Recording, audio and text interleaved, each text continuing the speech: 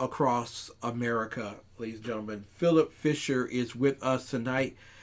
He has a wonderful program on Mondays through Fridays with Dave Torres here called Breakfast with Dave and Phil, and as well a litany of other great guests that are a part of tonight's conversation.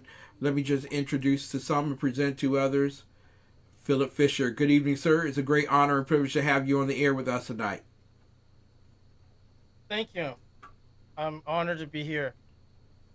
Awesome. Is my Uh, audio coming in? your audio is perfect. Phillip, Awesome. I got to ask you, you have been in Philadelphia for a number of years. I want to ask you tonight exactly why all of a sudden we have this discord in Philadelphia. It's it's not so much all of a sudden. Mm-hmm. It's more of a certain level of tension buildup that was planned primarily by Governor Wolf and his cronies. That includes the district attorney, Keisner, and the leadership of Black Lives Matter and Antifa. To understand what you're seeing now as riots, you have to go back to the beginning of the pandemic, quarantine, and you got people huddled up in closed confinements, restricting their movement, losing employment, the money for the CARES Act by the governor spent elsewhere. So no one's getting their pandemic unemployment. There's no income coming in the houses, lack of food, schools are closed, and then you got repeatedly being put out there the idea that the system needs to be burned down. The system is against you. This is the critical racial theory, which is very dangerous. The idea that no matter what happens in America, black people are always the victim under white supremacy policies. And that's dangerous. That type of rhetoric is un American. And with this being pushed down people's throats, repeatedly being thrown around in the communities, that the police are your enemy, the system is your enemy, that when you have a small spark, like an individual losing his life by the hands of the police, mind you, over 18 prior arrest history, multiple phone calls at the residence for domestic violence, history of assaulting officers and people in the community. You have this type of reaction, which the day before, uh, what was that, Tuesday, you had a natural response. Yes. The non inorganic response was what happened going from Wednesday and into today. And that was people being bussed in. What you have and what you're seeing is two types of rioting. The first one, people were outraged. They watched a man, an African American male, get gunned down by two white police officers. So the reaction in that first day, it wasn't widespread fires, wasn't widespread looting. It was people marching the street, people screaming, busting out windows, and yelling in rage. We've seen this in the LA riots. We've seen this in natural organic rioting process in communities Yes. nationwide historically, the 60s and so forth. But the inorganic process happened afterwards, where they didn't get the response they wanted by groups like Black Lives and Antifa. Because remember, this is the Lenin Marxist tactic. We've seen this happen in Venezuela. We've seen this happen in the Russian Bavarian Revolution in history. Yes. You have communist groups grouped together. They stir up the pot. They bring in busloads of organ, trained organizers to distribute Molten cocktail bricks, baseball bats, and begin pushing in community mass protesting groups to become violent. And you'll see this when you look at some of the videos. You see people corralled around police officers. You Yes. see individuals with riot gear busting out windows of businesses, telling people to go inside and loot. That's an inorganic process of rioting and looting that's going on in my community and going on throughout my city. In fact, I have what was it in my notes here that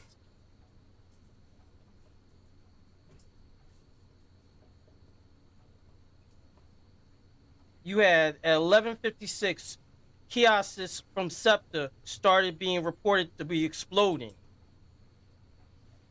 At 11, you had banks, PNC drive-thrus, pizza shops, and other reports within malls were being looted and busted into. You had Citizen Bank and other banks being reported right around the same time throughout the center city area, being reported busted into with individuals in riot gear. Now, you had approximately 11 ATM explosions Wow. throughout the city on Tuesday night, late, going into Wednesday morning. Throughout the city, explosions of ATMs. You have reports of propane and explosive devices, along with torches, found in vehicles and U-Haul trucks stationed throughout the city. This is what police officers found stationed in key areas throughout the city. So this shows you right there, none of this was organized. They had these vehicles parked, but this was on Tuesday, early morning, and going into Tuesday evening. By 11 p.m. in the Logan Square, police found a van containing more explosive materials. This is what I mean. None of this was a spontaneous experience within my community. This Yes. was something planned, and the flames were fanned with a douse of gasoline by outside influence.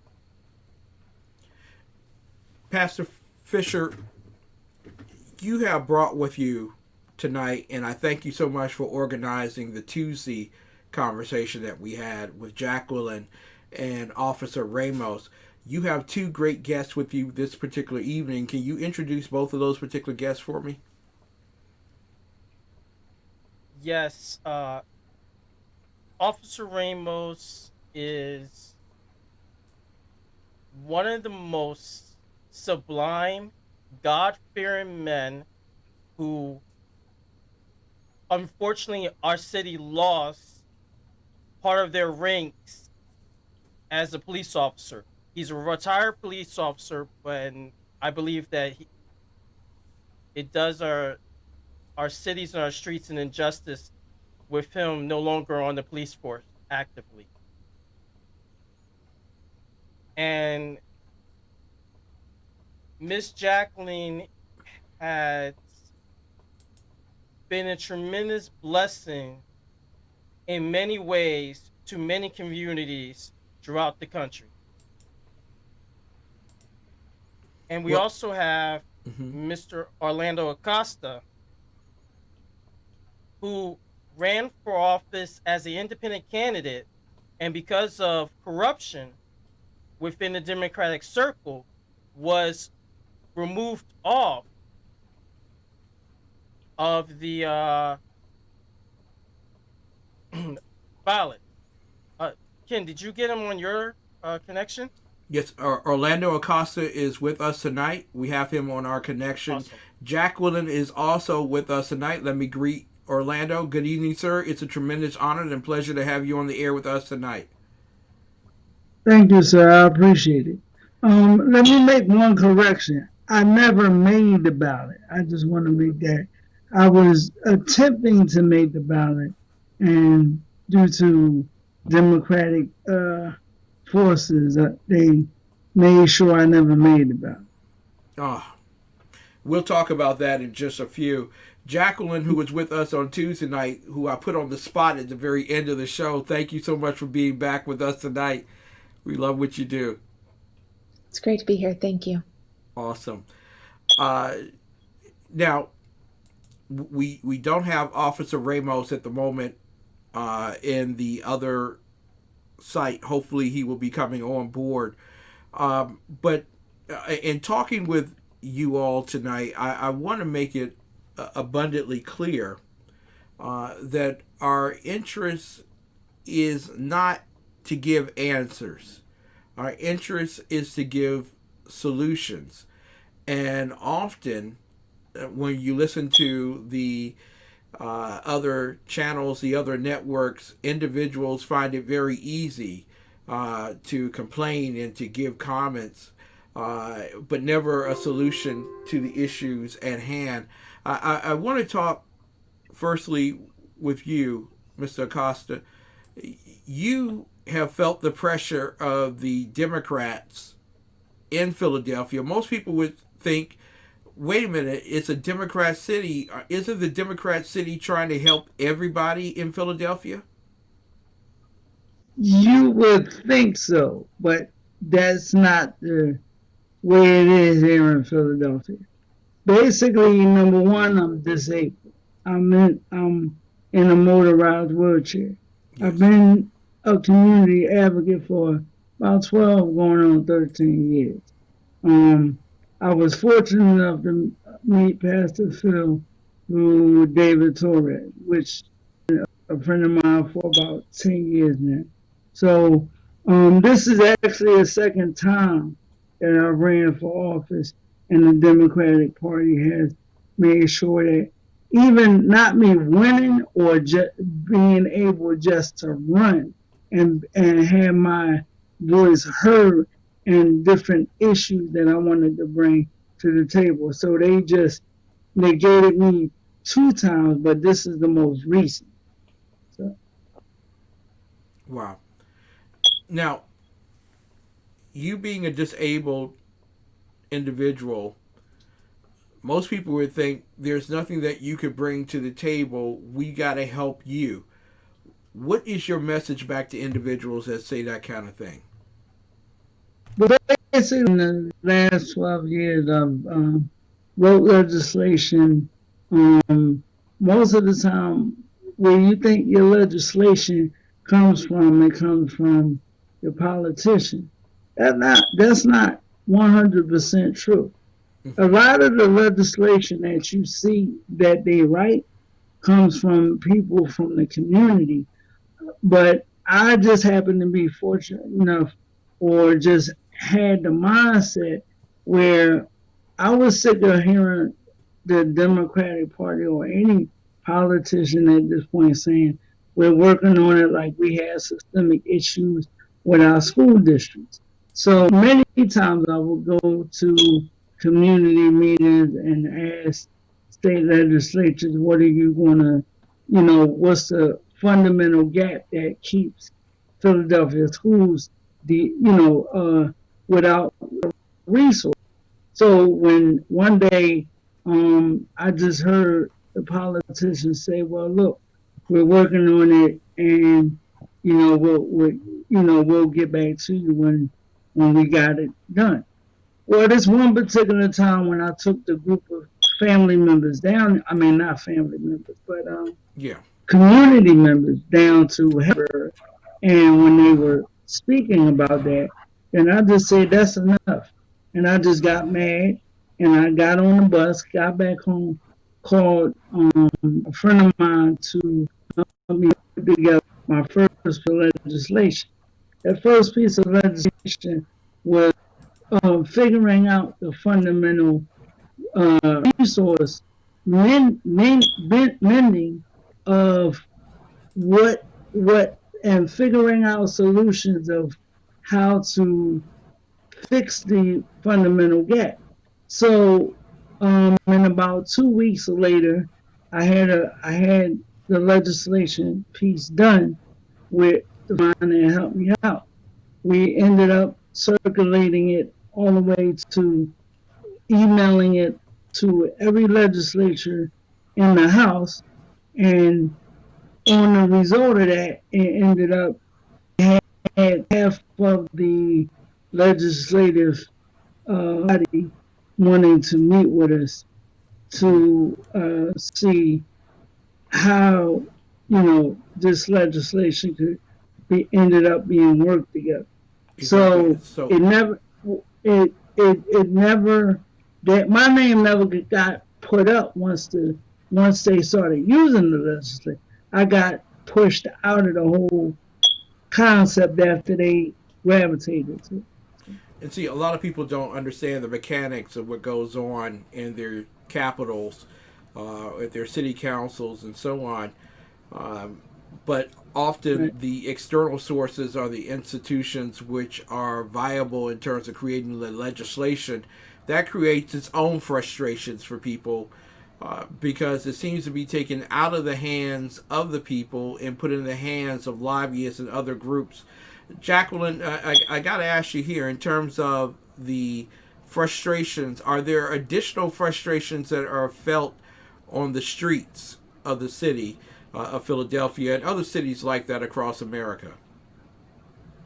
Well, additional in addition to what? I mean, there are so many different frustrations and feelings on the streets, and there's a lot of misinformation on the streets. So, would you mind specifying and narrowing that question a little bit so I Okay, can answer more I'll directly? narrow it down for you.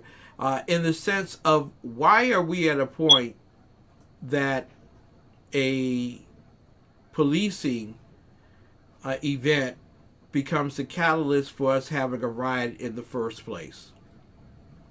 Wow. Uh, well, there are a lot of different factors involved, and a lot of the information that my team and I have been able to gather and have access to has come at the hands of Phil and others who have walked us through these neighborhoods in Philadelphia. Um, I think there are a number of factors. I think the overarching issue, though, is that there is a false narrative. And that false narrative is dangerous in the political sense, but it's also very dangerous in the personal sense. Phil spoke to critical race theory. And with critical race theory, it puts the Black individual always in the position of being a victim. And if you're always a victim, you're absolutely stuck. And that is actually the worst form of racism because it gives you no hope, it gives you no value, and it gives you no way out. And so what we see is we see policies being put in place that are claiming to free the African American community, and actually it's enslaving them more than ever before. It's a mental enslavement. And also, if you look at the economic system, it's still playing out in a very practical way. You have these things held and pushed forward with a Marxist agenda by BLM, Antifa, and others that are having a mental impact on the community. And so when there's this constant message of being put in the position of being a victim, of being helpless, being hopeless, and being oppressed by the white man, everything is going to be interpreted through that lens, whether it fits the narrative or not. And so with this particular case, there are so many factors involved when it comes to policing and the police force. And there are issues that need to be addressed. Is there racism in America? Absolutely there is. We've all encountered it in some form or another, and it's wrong. It's wrong. But what's happening is this narrative is taking over, and it's actually putting people in a more detrimental position than a position of freedom, and it's being used for a political agenda. Uh, Mr. Acosta, would you concur with that Yes, sir. analysis? Do you believe that people in Philadelphia are made to feel that they are victims and that they act as victims in their everyday life as a result? of the narrative that's been put forth every single day by those on the left? 100%. Because just to expand on that, I was homeless twice, well, actually 3 times, and since I was a community advocate and doing the legislation and policy work, every city council person knew my situation, family situation. We was in uh, Philadelphia Housing Authority, and it took um, 5 to 6 months before we actually got in housing, where we had slumlords and different things like that in the previous addresses, but they knew.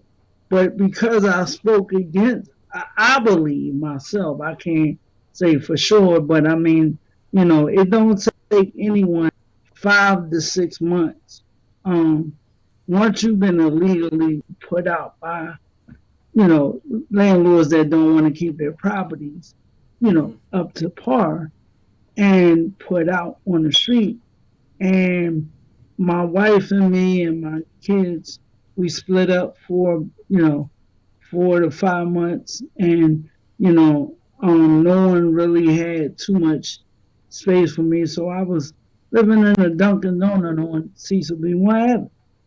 So 100% do I agree, because when you go through that, you kind of, and these people you see, I was dealing with them almost every day, thinking at one point, because at one point I was a Democrat, but then when I started realizing that, wait a minute, you're not caring about anybody's situation, if it only works for you if it's a political necessary need for you to care, Mm-hmm. but not because you really do care.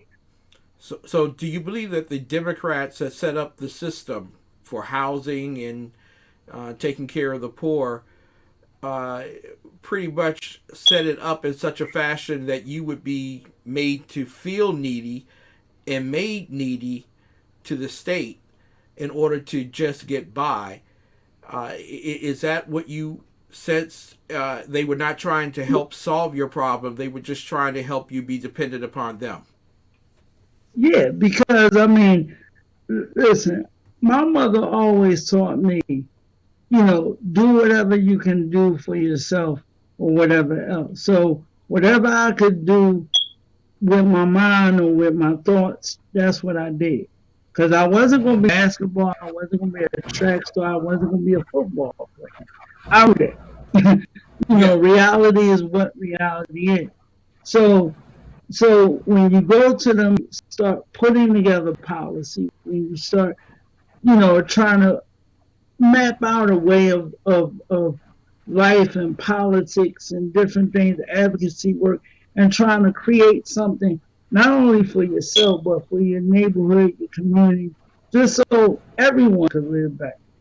And when you do it and think somebody is working with you, but really behind the scenes, they're number one taking everything you're doing, all the work you're doing, and they're taking the credit, or not doing it for credit, but really just doing it. But when you're doing hard work, it's nice to get congratulations, we appreciate it, and you know, acknowledge what you do as far as hard Exactly. work. Now, That was never done. You exactly. know, Now, Miss Acosta, are there in your community right now rioters and looters and others who are opportunists in taking advantage of the death of Mr. Wallace? I mean, yes, there is, but I mean, I haven't witnessed it, and that because if right now, if I would have came across it, God only knows. I mean, I had my kids in here, and they're grown or whatever, but as a dad, I'm still worried about my kids surviving every time they go outside myself. So I'm glad that it's on the other side of where I live, but it's not that far from me. Yeah. Do you it's in feel the team that they were on Germantown Avenue. do you feel safe where you are? On Germantown. Most part they haven't anyone on the side. But do say that it'll never happen. Be sure that. But will I be safe if they get on the side? No, because I know the response of the police is not good. And I'll be the last person they be trying to run ahead again. Uh, Pastor Phil. To be honest with you, Mhm. know, Exactly. Pastor Phil, there are a number of go ahead. people Yes. who feel unsafe right now. They don't feel very safe at all. And part of that is because of the response of law enforcement, and part of it is because of the community activists and others that have seemingly chosen this as an opportunity to, uh, in corruption, steal, kill, and destroy. Your thoughts? You know, uh, uh, it's almost like you're saying that the people out in the streets in these neighborhoods are violent. It's not something that you would just naturally happen in a normal community, or, or rather, let's take a step back. Mm-hmm. For someone to be a murderer, to take human life, those type of individuals are outside the normal state of human consciousness. People don't normally take other human beings' lives or go out hurting people. Exactly. Like Miss Jacqueline said, what you have here is an agenda, a Marxist Leninism agenda. This is how the Communist Party took over the government in Russia. This is how communism works. This is the birth and the mindset and the ideas of what people call for liberalism in this country. It works under the guise of the People's Party or the workers' movement. But what it is a anti-government policy.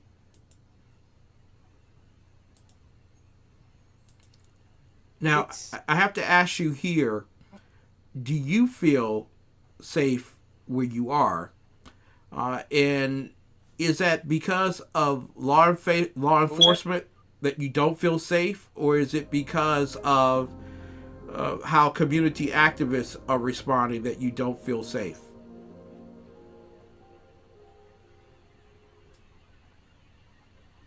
you Good cut out morning. for a moment there. Could you This is breakfast. say that again? Yeah. Question for you: do you feel safe where you are in Philadelphia, or do you not feel safe? And if you don't feel safe, is that the result of the police, or is that the result of the people in your community?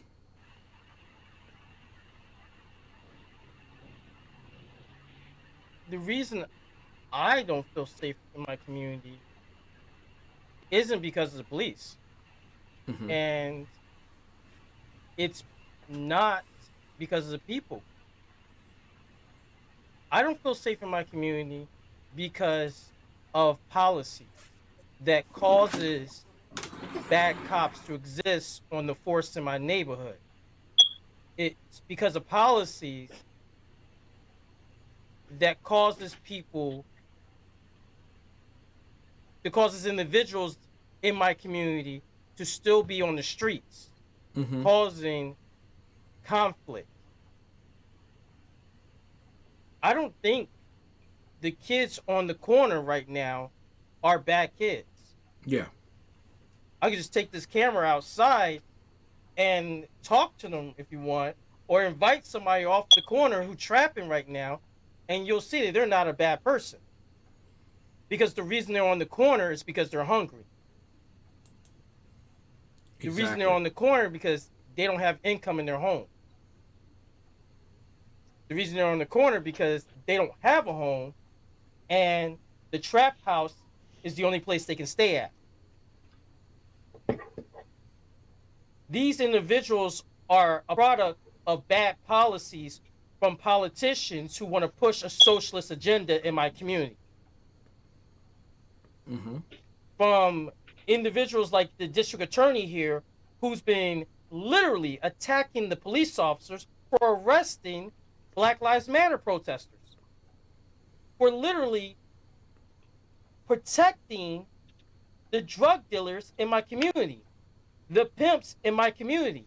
The reason why the trap houses and these prostitution rings still exist in my community, because of these socialist policies, they refuse to arrest anybody and prosecute them. They may arrest them, but they're not getting prosecuted. Yeah. So no, I don't think the police officers are a problem. I don't think they have adequate funding, which means they're not going to be properly trained, properly equipped. I don't think the people in my community are a threat to me. I think the people who the system failed and are now reacting in an improper manner. And they need counseling, they need to be put into treatment programs, and they need a job. Officer, I guarantee you. Go ahead. I'm sorry. Officer Ramos has joined us, Jonathan Ramos. And I want to get out two questions, and they might be repetitive from the time that we spoke the other night, but I need to make certain that we have it on record so that people can see exactly what we're talking about. You are a former officer. Dave it was your role to protect the citizens. Coming to you from TECN TV, indeed. Mr. Ramos, if you can hear me. TV. Yes. The best. Okay. In urban. What we are basically asking here, two basic questions. Number one, do you as a police officer get up in the morning, the first thing on your mind is to go out and harass and harangue black and brown people, people of color? And while your answer might be aligned with your heritage, are white police officers that are part of the law enforcement agencies, do they wake up in the morning thinking that way? I used to think that way. Mm-hmm. Growing up in Philadelphia in the 60s under Rizzo, I used to have that mentality. And that was one of the driving forces that gave me the desire to be a police officer. Because I figured, if there's a problem, how do we resolve the problem? If there's racism in there and I don't like the way the police treats me, that I can't beat them. So let me join them and let's change from within. And when I got into the police department, I found out that it was a completely different ball game. It's when you're on that side of the fence, looking at to what the problem is, it's completely different. And I found out that where do the cops come from? They don't come from outer space. They don't come. You can't plant them like you do tomatoes and corn and whatever. So where do they come from? Well, when I became a recruiter for the police department, they come from the community. And what do we try to do? We try to get police officers, the cream of the crop, the best officers that we can get, so that they can fill in the shoes of enforcing the laws within their own communities. Who knows the Latino community better than a Latino police officer? And this was a historical effort that goes back in time during the the beginning part of this American country. You know, we talk about the WASP, the white Anglo-Saxon Protestant. They were the dominating, power. Then we had the German come in, and then the Germans were initiated into the police department because of their numbers, so that they can police themselves. And then who came after them? The Irish. So then you that's where we got the title words, paddy wagons.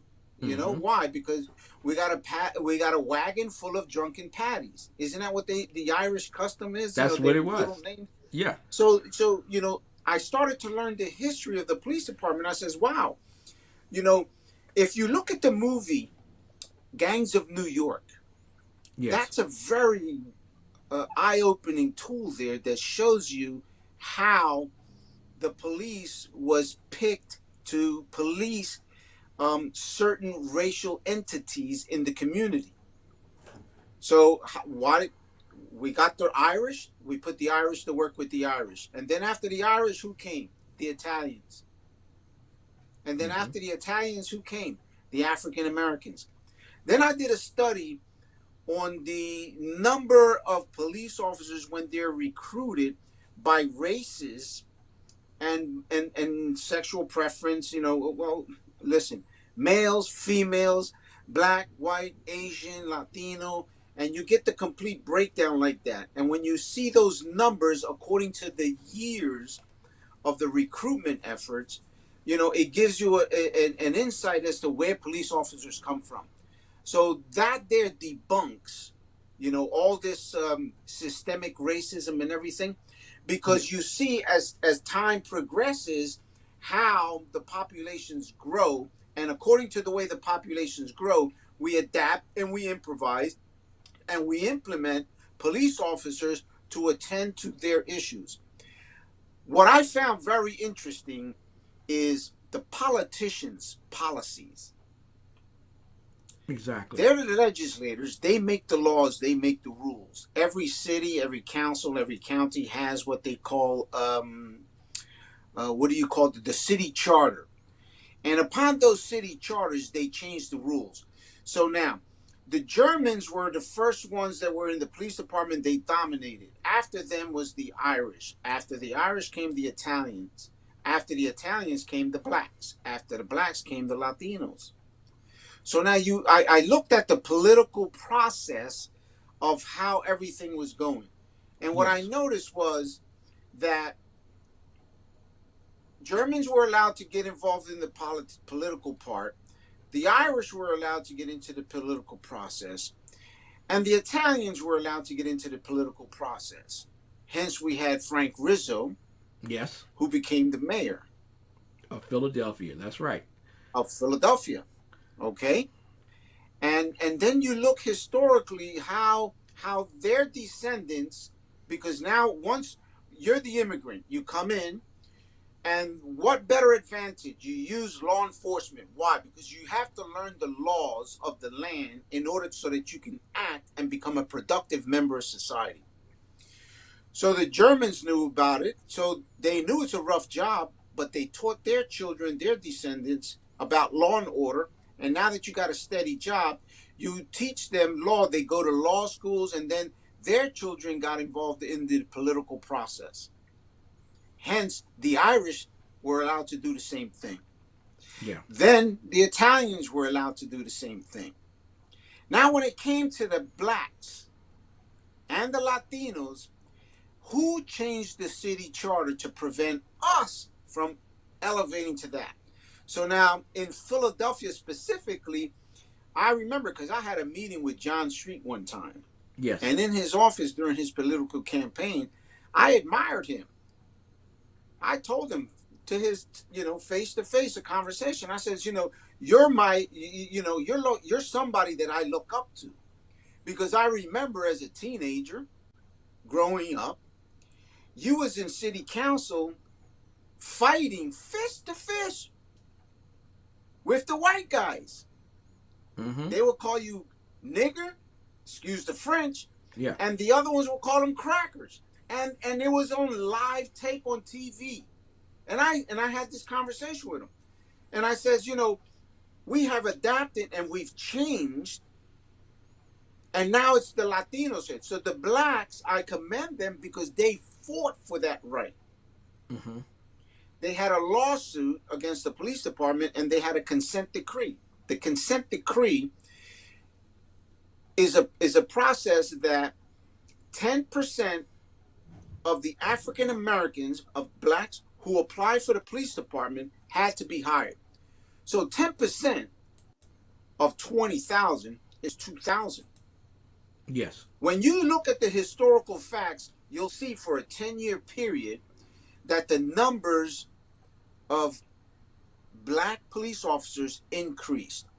Now, I met with the different, like the Guardian Civic League that was in charge back in the day, and I spoke with them, and I spoke with the attorneys who represented them in that lawsuit. And they said that they included the Spanish American Law Enforcement Association so that we can increase our numbers. But what happened? What happened is that certain people want to go up in the chain of command, so they settled with a consent decree that was selective factor certification. So what happens with that? What happens is that when you promote somebody, you skip and you go down to that low man that's down there because he's a Latino. So they settled to get a few Latinos promoted because they didn't have any high-ranking Latinos. So they sold us pretty much, they sold our community out, because if we would have did the same thing, then 10% of every Latino who took the test would be hired into the police department, and we would have increased our numbers. So you see, it's policies. The policies that the politicians implement actually hurt the community. Yes. Why would the district attorney turn around and march with an organization? Listen, Black Lives Matter, all lives matter. It doesn't make a difference what color you are. Exactly. Black, white, Asian, it doesn't make a difference. We have to stick together and work at this together. And their policies are against the community, and they actually hurt the community. You know, it's amazing as I talk with you all, because I've seen people on the other networks, including the one that they say is a conservative one, Fox News, and it's never questioned about the policies. Of course, we talk about the narrative of race. We talk about the narrative of victimhood. Those particular things are brought out. But in the riots across America, it seems that the narrative that's often maligned or not even spoken of is the simple fact that the policies of those who happen to be on the left, who have taken control of these particular urban centers, have debilitated neighborhoods, destroyed families, and virtually kept individuals discriminatively out of the processes that could help in terms of changing outcomes and situations. And we're constantly told that if we add just a little bit more money, if we just spent just a little bit more money, we could solve these problems. So I want to go around and I'll start with Jacqueline here. Jacqueline, from your understanding, what three particular things should the urban centers do to suppress riots, to overcome the looting, and to bring about an accord of peace in their particular cities? Well, I think, thank you for the question. I think that the first thing, and I'm sorry if there's a delay. I think there might be a delay It's fine. on my audio and video. Okay. The first thing that I would recommend is actually changing the policy around husbands in the home. There was a policy that was implemented, and I'm sorry, I do not remember the date, but it has to do with essentially providing welfare when the husband or father leaves the home. And we've removed fathers from these communities. We've made it incentivized. And with that, we've depleted the family structure, and we've removed any form of healthy discipline. And so that would be the absolute first thing that I would recommend, is reassessing those policies and repealing them and providing different forms of aid and different incentives. The second thing, and this has come up a lot lately, is BLM and unmasking BLM in these communities. BLM is not a friend to the Black and brown communities. It is absolutely not. It is using them for a political agenda. And I would say it's actually the modern form of the KKK that's using race to suppress and for a Marxist political power-driven agenda. And they need to be unmasked, so to speak. In the midst of COVID, BLM needs to be unmasked. It needs to be unmasked within these communities. And then the third aspect that I would highly recommend is reassessing commerce and economics within the communities. The biggest thing that I saw being able to help Black and brown communities in our time as we were walking through the neighborhoods, other than faith, to overcome was the empowerment of business and commerce. And so being able to bring in programs that educate, that help small business owners, that help mothers and fathers alike being able to form their own businesses. We had a young man that we walked through a neighborhood in Northwest Philly with him, and he had started his own business. He's 21 years old, and he has full custody of his 3-year-old son. That's an amazing overcoming story in these communities. I believe he was previously on the streets. So being empowered in that sense through both faith, but also through the power of economics and understanding the principles of the free market and how that can be used for you, removes you from the government welfare dependency and empowers you to then overcome and be a blessing to your community. And so those are the three things that I would advocate for first. Wow. Orlando, you have been listening. What 3 things would you recommend as solutions to suppressing the riots, overcoming the looting, and empowering your community, your neighborhoods? First of all, it comes down to, like Jacqueline said, economics. First of all, in our schools, we don't even teach what the aspect of money is, how it works, how the banking system works. We don't even understand taxes. Everyone doesn't know that if you own a business, small, big, large, whatever, you get 400 tax breaks automatic. When we spend money in our communities, we spend money and the money is gone. When you're a business owner, you spend money, but if you do your taxes right and get the right tax breaks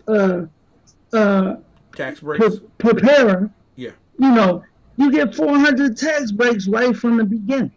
So this is the economic wealth that we're never taught in our public schools. So number one, it would be that. Number two, we have to create our own legislation. We have to create our own policy that works for our community. We can't hire politicians that's been there 30 and 40 years and expect that they're going to do it for us. We have to stop that, because we're too dependent. Our communities are too dependent on electing somebody and then thinking that they're going to end up doing something for us. If they're making $140,000 or $180,000 for 4 hours in a city council, do you really think they're feeling your pain? No. Wow. They're not. So the only people that can, it's like when we had to build the Black Wall Street. The same thing.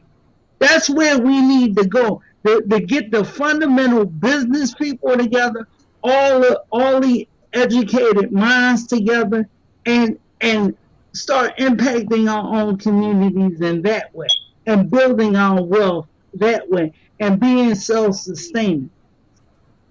That and number three, it would just be understanding the law, getting knowledge. Do you know that lawyers it's no licensed lawyer in all of America? So when a lawyer says they're licensed, they're not licensed. There is no such thing. There's a case, Swear versus Board of Examiners. Anybody can Google it, 1957. It clearly states that no state could exclude anybody from practicing law at Wow. all.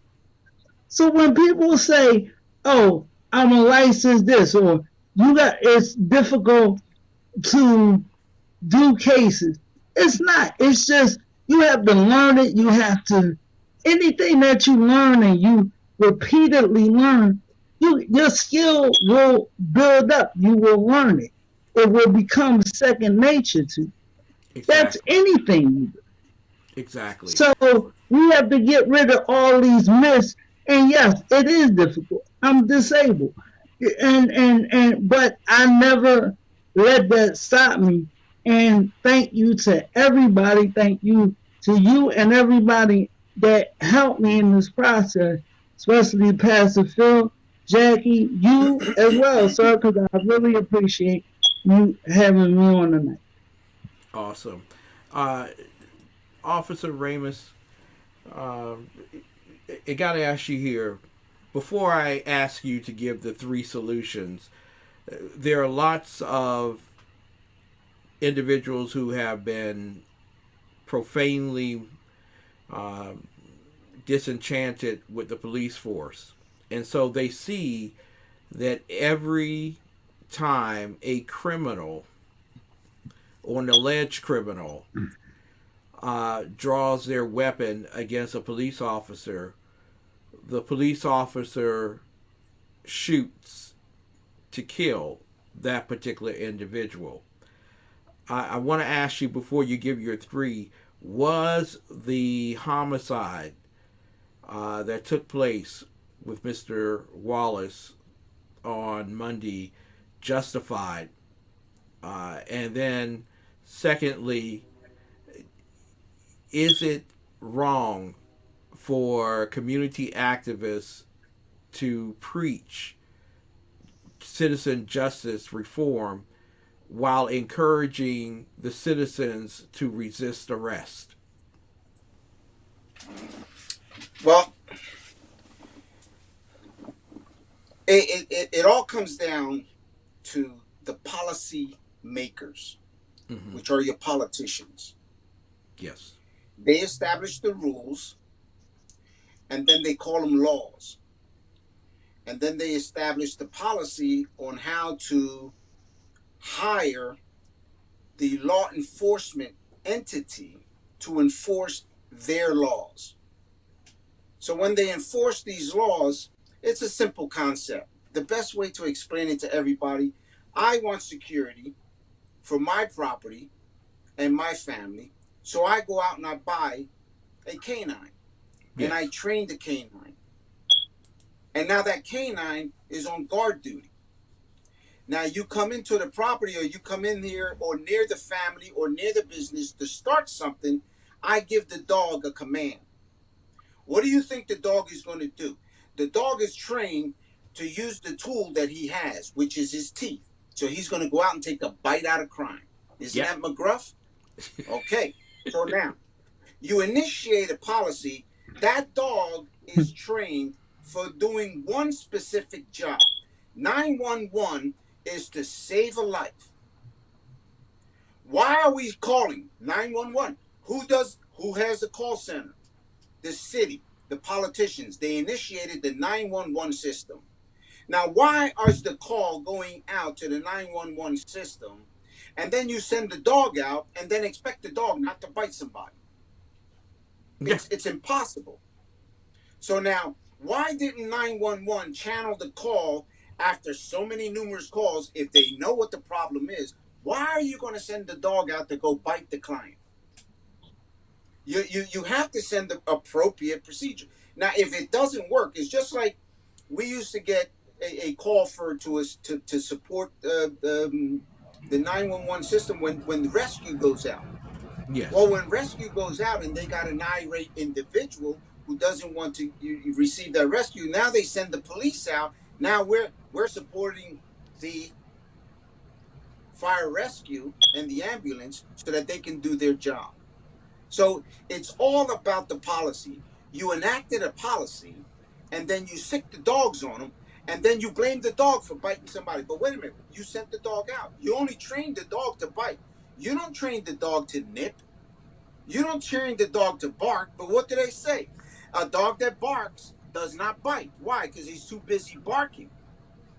Yep. So you train the dog to growl and to snap and to bite.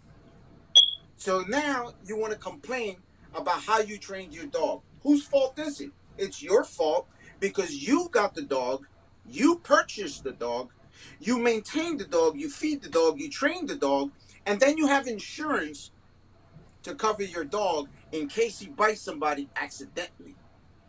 Mm-hmm. So now what are we complaining about? Now, if we don't have a guard dog, then guess what? Your little kids in the playground are getting shot and killed. But the preachers and the priests, this is what appalls me, is that our clergy goes out and they protest and they agitate the public. And then at nighttime, the infiltrators behind the ruse of Black Lives Matter, who's getting the money, who's supporting the money, from what entities? From outside sources that are agitating them in the community, and then they come and they bring in outsiders to increase those numbers. And what do we have? Anti-fascist socialists, Black Lives Matter. You know what I'm saying? Yep. And that's exactly what we have here. It's a terrorist organization, and we should treat it like that. I don't know why the heck.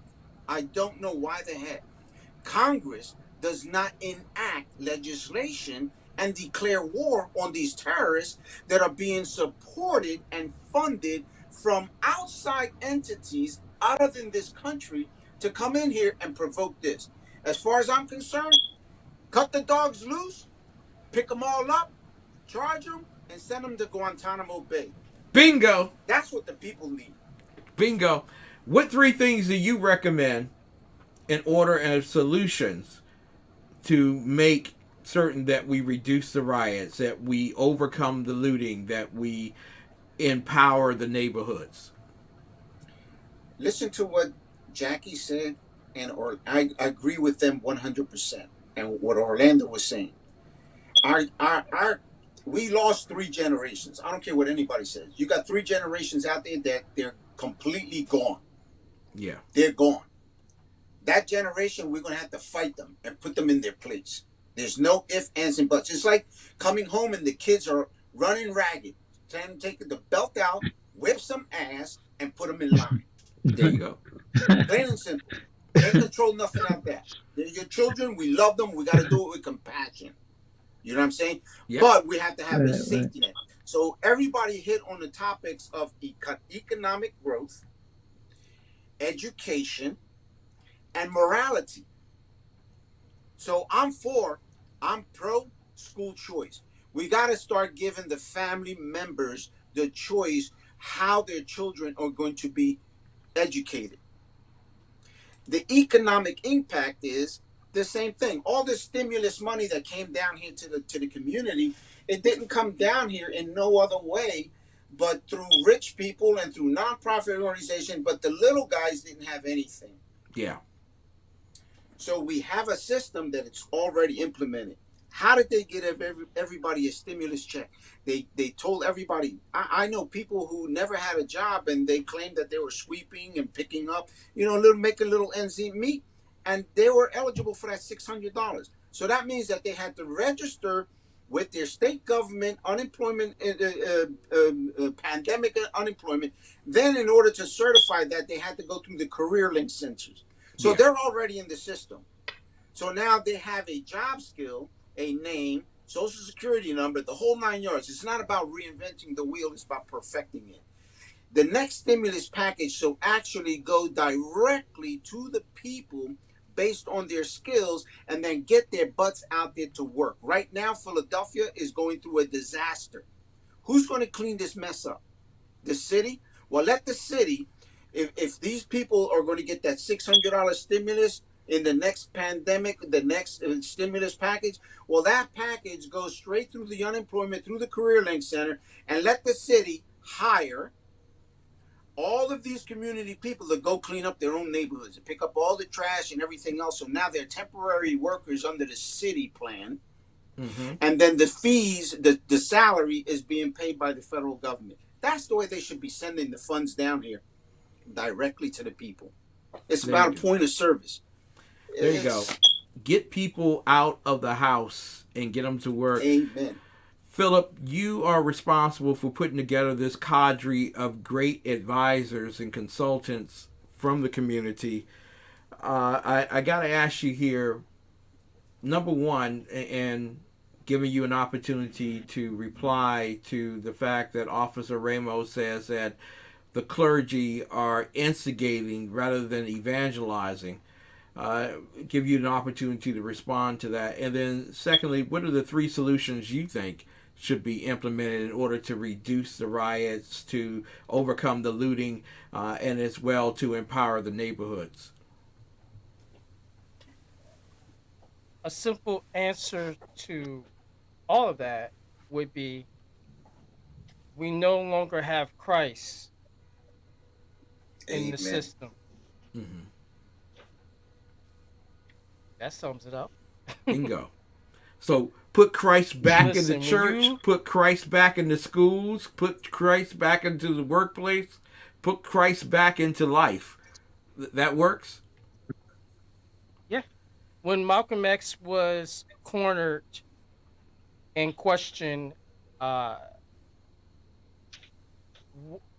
the issue of God, he said, I pray to the one true God, and that's the God that the Muslims, that's the God of the Jews, and that's the God of the Christians.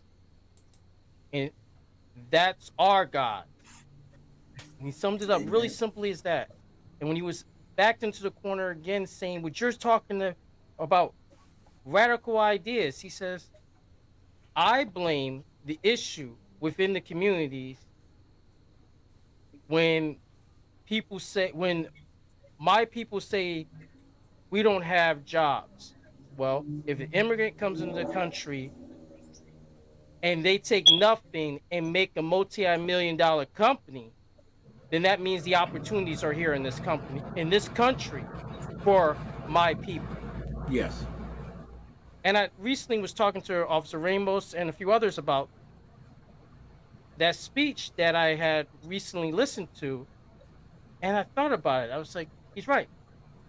And Miss Jacqueline hit the nail on the head right there. One of the main issues in my community, in the minority community as a whole, Latino, African American, and so forth, is the lack of proper means of commerce in the minority community. Mm-hmm. President Trump addressed that by having the Black Platinum Plan, business plan, where he wants to earmark $10 billion for Black and minority business owners nationwide to be able to have direct funding access to build up our communities. Mm-hmm. That is a big step because we don't have adequate means of financing small minority business owners, which affect the overall community. But none of that's going to happen, and nothing's going to happen without bringing prayer and Christ back into the communities. So yes, I do blame a lot of the problems on men and women of the clergy. We have not stepped up and answered the call as a whole. Well said. I got to ask you all here in closing, and I thank you all so much for all of your valuable time. And it is a message that most Americans never receive on their television stations. They receive a great deal of fear, but never a whole lot of power, love, and a sound mind. And so as we're closing out here tonight, I want to ask in power to each of you. There is an election coming up on Tuesday. Now, I'm not going to ask you who's going to win, so get comfortable. I'm not going to ask you that. But I will ask you this.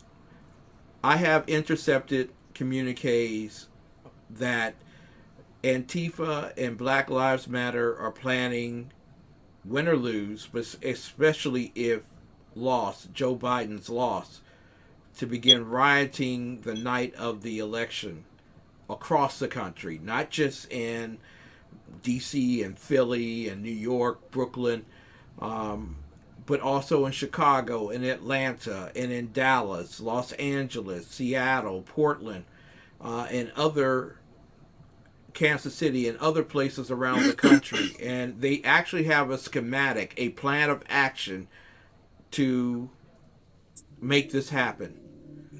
What should the American people do? And what would you expect if the American people were prepared to happen in terms of dealing with this particular issue? I want to start first and foremost with Phillip, and we'll work our way around. Phillip, if you would. You know, let me read a statement from the leadership of the Black Lives Matter in an interview earlier this year. If this country doesn't give us what we want, then we will burn it down. We will burn down this system and replace it. All right? And I could be speaking figuratively. I could be speaking literal. It's a matter of interpretation. Several times they have called for the burning and destruction of federal buildings in our community. They should be looked at as a terrorist organization, along with Antifa, and a threat to the general security and welfare of the American citizen.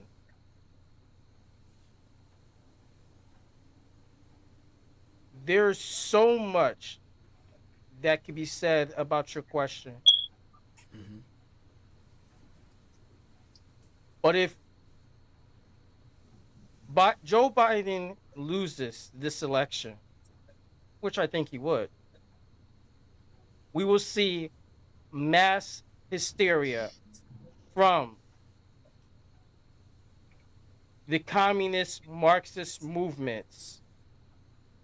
And like I pointed out earlier, throughout my city, there were U-Haul trucks and vans full of weapons and explosives, boxes of sticks of dynamite stationed strategically throughout my city.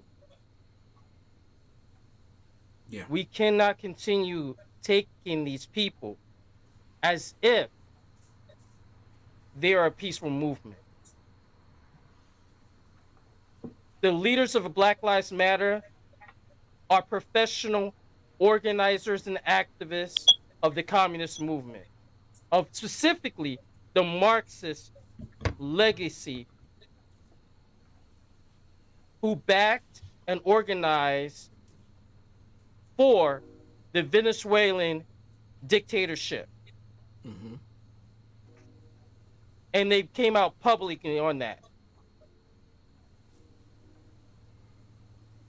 So I do truly believe, and I pray and hope President Trump has the foresight to have task force ready to deal with them after the election. Exactly. Orlando, how should Americans Yes. prepare for next week with the threat from radical groups to riot, to loot itinerantly until they come to power? Which should Americans do? Hunger in your house. And because by me being disabled, I am much short. If God only knows, and this goes back to what Pastor Phil said, it gotta be based on God. And right now, with such going on, that's the only thing that save anyone. Because you so much violence, so much anger in this country right now that safety is every day at a risk. You don't know what you're going to run into. So, like like like Pastor Phil said, your question is so broad.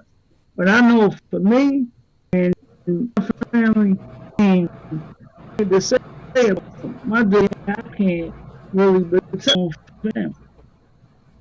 So if they break down my door, that might be it for me. Mm. I mean, and that runs in my head every day. But you know, God only makes that. So I mean, and just on a lighter note, a little bit getting off the subject a little bit. Yes. I just my business, so you know, but that's for a different day. I just wanted out there a brand new business on it, but that's neither here nor there. But um, you know, I wonder about that. I wonder every day because I'm not scared to say I'm scared. I'm scared for my safety. I'm scared for my family. You know, Yes. and it's just about praying. Exactly. Jacqueline, to you, is it time for America to answer subliminal force, or at least the covert force of radicals, with an overt force? Um, I'm gonna pivot back to an old question, and then I'll come and address this here promptly. As far as the question of clergy and the lack of uh, pastoral voices in the community, I do believe there's a lack, but I do want to give a shout out to Bishop Aubrey Shines, who recently just released a book in response to Black Lives Matter. He is the founder of Conservative Clergy of Color, and I had the honor of having him on my podcast yesterday. Wow. So I would really encourage all your viewers, all your listeners, to find him and follow him. And then also when we release the podcast, I'd love to pass on that link to you as well, because it's very informative and he's an excellent leader in the community, and Pastor Phil as well. So I just wanted to mention that. Awesome. But going back to your question, as far as the response with the election to the threat of BLM and Antifa, without getting too philosophical, I got a text from Pastor Phil, and I'm reading Pastor. Historian Paul Johnson speaks of America, and he says, "Will America make good her audacious claims?" And when he said that, he's referring to our founding. We have a formative document of the United States that says all men are created equal with certain inalienable rights, and that they are endowed by their creator with certain inalienable rights, and that among these are life, liberty, and the pursuit of happiness. The threat of Antifa and BLM is that it removes the foundation that enables America to overcome the grievances of the past. Are there mistakes in America's history? Absolutely. But those founding informative documents have created a foundation and a structure that enable us to address those grievances and overcome them without destroying ourselves and destroying each other in the process. And Antifa and BLM are bringing a clear and present danger, an imminent threat to our way of life and to our American identity. And so, what I would encourage Americans to be mindful approaching these elections is actually embrace being proud of being an American. We need to embrace our heritage and our history, our ability to address issues and to overcome them, and not shy away from problems, but to acknowledge that we have a way and a process to be able to address those grievances and come out on the other side much healthier than before. And BLM and Antifa are not the answer. And so my foremost encouragement, whether, I know that there is the question of force, but I believe before there is a question of force, there is the necessity of conviction. And what a lot of us have been missing in this time right now is that conviction of I am proud to be an American. And so that would be my first and foremost word to your listeners and your viewers approaching November 3rd. Jacqueline, great words. Officer Ramos, you have inspired many over the years in terms of your intellect and your ability to de escalate situations. Got to ask you here, sir. You got Orlando, and he says, I'm scared. There are hundreds of thousands of Americans around the country that don't have the platform that Orlando had tonight to say that, but they feel that. What should we do to prepare for Tuesday night or Wednesday morning at midnight when Black Lives Matter and Antifa have decided that after a loss or victory, they need to respond in a manner of force? Well, listen, I agree with all of your listeners, your people, Jackie, Orlando, Pastor Phil. This is biblical. Yes. This is biblical. We can't stop what God has already ordained to happen. And we can't fear, okay, whatever or whomever can destroy the body. What we have to fear is the one who can destroy the soul and the spirit. This young man who was killed on the street, his soul immediately went up to God. God's making a decision where he went. That's what the family has to think. Where do you think he's at? Do you think he's in heaven? God accepted him with open arms? Or do you think he's in judgment? That's how I feel about all of this. As far as my clergy, my experiences with the clergy and reading the Bible and the Word of God itself, the Bible itself tells us about the rented pastor and the true pastor. Yep. And the pastor who's the true pastor leaves the 99 by itself. And then he goes out to go look for the one that's lost. And what are the tools that the pastor uses? He uses a staff and he uses a dog. And the staff is to protect himself and to protect his sheep. And if he uses the staff to kill the wolf, then so be it. And he uses the dog to gather his sheep and nip them and bring them over to the pen and surround them and protect them, and then to warn him when there's real danger so that he can take the right action. So now, God has already given the people all of the answers to all of this. It's not like we don't know Antifa's out there. It's not like we don't know that Black Lives are out there. It's not like we don't know that they've been robbing, looting, and everything. Where are they taking all the stuff? They're not putting it in their pockets. They're taking it home. So who knows about it? Mom knows about it. Titi knows about it. Your uncle, your aunt, your grandmother. Why? Because you can't hide a brand new dishwasher or a brand new washing machine or a 60-inch TV. Yep. In your pockets. You have to take it someplace.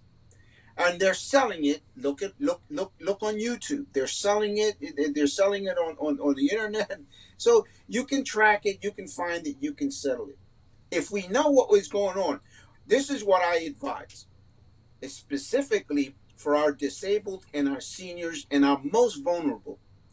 Get on the telephone immediately, starting tonight. You got 5 days to the election. You got 5 days to inundate the governor's office, the mayor's office, your city council, your state representatives, your congresspeople, all of the politicians, every single last one of them. Call them up and ask them, I want to see the National Guard on my corner. It can happen. The same way that John Street came out with Safe Streets. That's a different ball game. I'll tell you about that. But Safe Streets put cops on every corner to deter the selling of the drugs. That program right there in itself, the community was out there working, playing, and children were playing on the street dodgeball, not dodge a bullet. Bingo. So get on the phone, call them, and tell them, listen, I wanna see the National Guard out here like stink on crack. I want to see them on every corner throughout the entire city so that the police officers can handle their job and let the National Guard guard my community, guard us. Right, When you right. got a big stick, them bums, when they come to the city and they see all the National Guard out there, they're gonna say, "Oh crap! No, we can't start our mess here. Bring it on, Poppy. Bring what you got. Bring your best A game. But we gotta have our players on the street. I So get on agree. the Right. phone and call." I agree with you wholeheartedly. Listen, in this late night hour, God has answered with the solutions that are necessary. He came with the words that came out of your mouths. Pastor Phil, thank you so much for bringing us in alignment with Orlando, with Jacqueline, with Officer Ramos. Listen, it doesn't have to end the way some people think it does.